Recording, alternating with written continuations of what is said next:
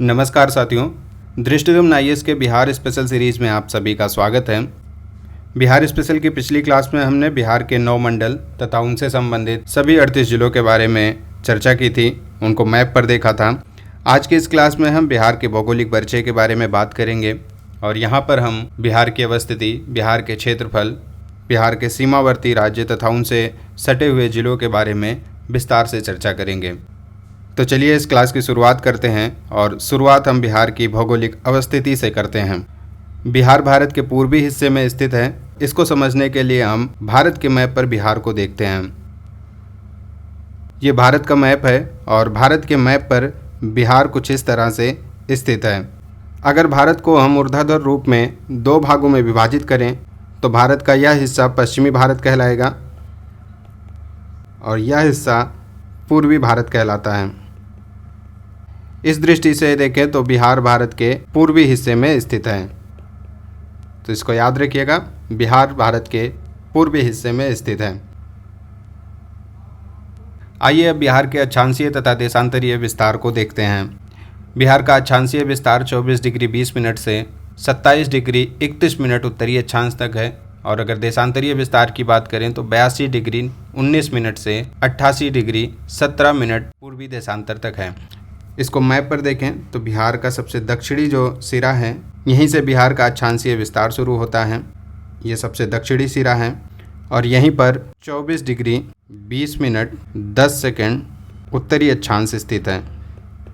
यानी कि 24 degree 20 minute 10 second उत्तरी अक्षांश से बिहार का अक्षांशीय विस्तार शुरू होता है और यह अक्षांशीय विस्तार बिहार के सबसे उत्तरी सिरे जो कि 27 डिग्री 31 मिनट 15 सेकंड उत्तरी अक्षांश पर समाप्त होता है। यह बिहार का सबसे उत्तरी हिस्सा है। अगर देशांतरीय विस्तार की बात करें तो बिहार का देशांतरीय विस्तार 82 डिग्री 19 मिनट 50 सेकंड पूर्वी देशांतर से आरंभ होता है और यह देशांतरीय विस्तार 88 डिग्री 17 मिनट 40 सेकंड पूर्वी देशांतर पर समाप्त होता है। तो इस प्रकार से बिहार का अक्षांशीय विस्तार 24 डिग्री 20 मिनट 10 सेकंड उत्तरी अक्षांश से 27 डिग्री 31 मिनट 15 सेकंड उत्तरी अक्षांश है और देशांतरीय विस्तार 82 डिग्री 19 मिनट 50 सेकंड से 88 डिग्री 17 मिनट 40 सेकंड है। ये अक्षांशीय तथा देशांतरीय विस्तार बिहार के सबसे उत्तरी, दक्षिणी, पूर्वी और पश्चिमी जिलों को भी इंगित करते हैं। इसको इस प्रकार से समझें कि गया, जहाँ से अक्षांशीय विस्तार शुरू होता है, ये बिहार का सबसे दक्षिणी जिला है, तो इसको भी याद रखिएगा, गया बिहार का सबसे दक्षिणी जिला है। और बात करें सबसे उत्तरी जिले की तो सबसे उत्तरी जिला पश्चिमी चंपारण है।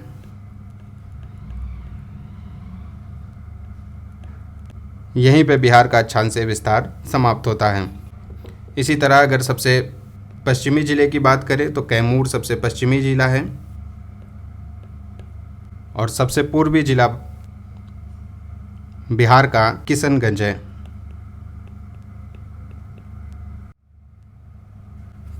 तो ये बिहार का अक्षांशीय तथा देशांतरीय विस्तार था और इसी के साथ हमने देखा कि बिहार के सबसे उत्तरी, दक्षिणी, पूर्वी और पश्चिमी जिले कौन कौन से हैं।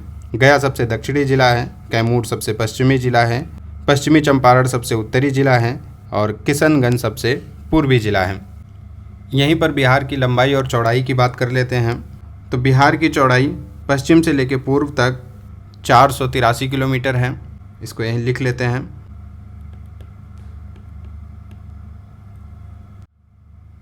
और उत्तर से दक्षिण की लंबाई की बात करें तो ये लंबाई 345 किलोमीटर है।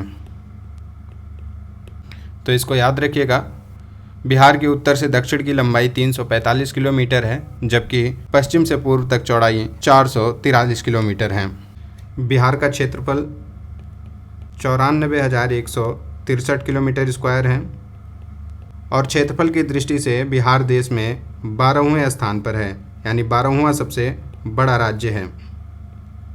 यहीं पे क्षेत्रफल की दृष्टि से सबसे बड़ा जिला देखें तो सबसे बड़ा जिला पश्चिमी चंपारण है।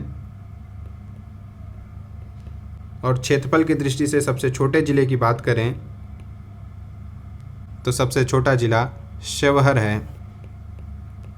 ये पश्चिमी चंपारण है जो कि क्षेत्रफल की दृष्टि से बिहार का सबसे बड़ा जिला है। यहीं इसके बगल में थोड़ी दूर पर शिवहर स्थित है। ये शिवहर की लोकेशन है। ये क्षेत्रफल की दृष्टि से बिहार का सबसे छोटा जिला है। ये दोनों ज़िले बिहार के तिरहुत डिवीज़न के अंतर्गत आते हैं। जब हम पहले क्लास में डिवीज़न की चर्चा कर रहे थे तो वहाँ पे हमने बताया था कि वेस्ट चंपारण, ईस्ट चंपारण, शिवहर, सीतामढ़ी, मुजफ्फरपुर और वैशाली, ये सभी 6 ज़िले तिरहुत मंडल के अंतर्गत आते हैं। तो जिन्होंने वो क्लास नहीं देखी है पहले उस क्लास को देख लें ताकि इस क्लास को समझने में आपको आसानी हो। अब यहीं पे हम जनसंख्या की बात कर लें, बिहार की जनसंख्या की। बिहार की कुल जनसंख्या 10,40,99,452 है। यह आंकड़ा 2011 की सेंसस का है। 2021 का सेंसस का आंकड़ा भी नहीं आया है तो हम इसी से काम चलाएंगे। तो बिहार की कुल जनसंख्या 10,40,99,452 है। और यहाँ पे अगर जनसंख्या की दृष्टि से सबसे बड़े ज़िले की बात करें तो पटना है।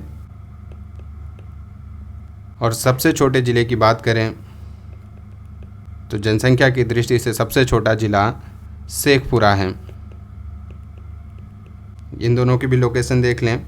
ये पटना है, बिहार की राजधानी भी है, और इसी के बगल में शेखपुरा स्थित है जो कि बिहार का सबसे छोटा ज़िला है जनसंख्या की दृष्टि से। पटना तो सभी जानते हैं कि ये पटना डिवीज़न के अंतर्गत आता है। अब आपको बताना है कि शेखपुरा किस डिवीज़न के अंतर्गत आता है। जिन्होंने पहली क्लास देखी है वो आसानी से इसको बता सकते हैं।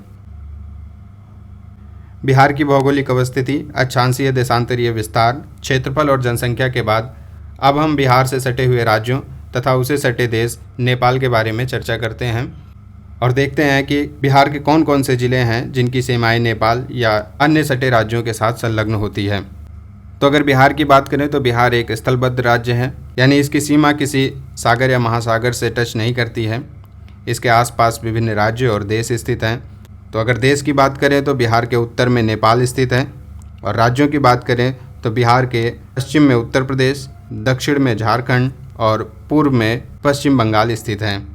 तो कभी प्रश्न पूछा जाए कि बिहार के सीमावर्ती राज्य कौन कौन से हैं, तो एक तो है उत्तर प्रदेश, दूसरा झारखंड, तीसरा पश्चिम बंगाल। अब नेपाल से सटे हुए ज़िलों की बात करें तो नेपाल की सीमा यहाँ पश्चिमी चंपारण से शुरू होती है और किशनगंज तक जाती है, यानी कि इस बीच जितने भी उत्तरी ज़िले हैं उनकी सीमाएं नेपाल से संलग्न होगी। जिनको भी मैप याद है उनको ये चीज़ें आसान लगेंगी। मैं बार बार कह रहा हूँ कि आप इसको देखने से पहले पहली क्लास देख लें, वहाँ पे हमने मैपिंग के थ्रू सभी 38 ज़िलों को देखा है। अगर बिहार के ये ज़िले आपको याद हो जाएंगे तो इसको समझना एकदम आसान हो जाएगा। फिर भी हम बात करते हैं कि नेपाल से जुड़े हुए राज्य कौन कौन से हैं। तो इसमें सबसे पहले है पश्चिमी चंपारण, इसके बाद है पूर्वी चंपारण, सीतामढ़ी, मधुबनी, सुपौल, अररिया और किशनगंज। तो इनके नाम आपको ध्यान में रखने हैं, साथ ही साथ इनका क्रम भी याद रखना है। हो सकता है क्वेश्चन पूछ ले और 4 ऑप्शन दे दे कि और पूछे कि इनको पश्चिम से पूर्व के क्रम में व्यवस्थित कीजिए या फिर पूर्व से पश्चिम के क्रम में व्यवस्थित कीजिए। तो पश्चिम से पूर्व का क्रम है पश्चिमी चंपारण, पूर्वी चंपारण, सीतामढ़ी, मधुबनी, सुपौल, अररिया और किशनगंज। अब उत्तर प्रदेश की सीमा की बात करें तो उत्तर प्रदेश की सीमा यहाँ पश्चिमी चंपारण से शुरू होती है और रोहतास तक आती है, और इस बीच जितने भी पश्चिमी ज़िले हैं उनकी सीमाएं उत्तर प्रदेश से संलग्न होती है। इनको देख लें। इनमें सबसे पहले है पश्चिमी चंपारण, इसकी सीमा नेपाल और उत्तर प्रदेश दोनों के साथ संलग्न होती है।